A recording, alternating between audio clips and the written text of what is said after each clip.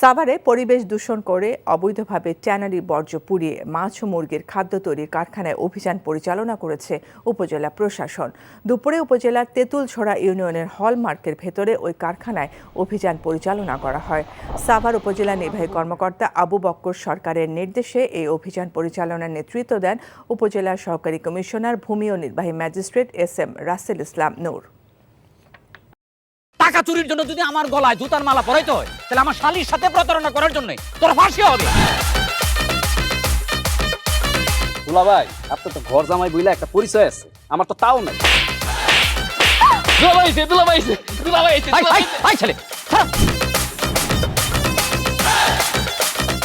রাজনৈতিক ফ্যামিলির মেয়ে হয়ে ওই কাজ করবে। যারে পাবো হারে পিটামু, রক্তের নেশায় ধরছে, রক্তের নেশায়, কাঁচা রক্তের নেশায় ধরছে। তোমার এই পলিটিক্স আমার বাম পকেটে থাকে। পাকুতের বউরে ঝামেলা পাকাই। এই বেটাই, আমি তখন বিয়ে করিনি। দুইটার আমি গুলি করে মারু।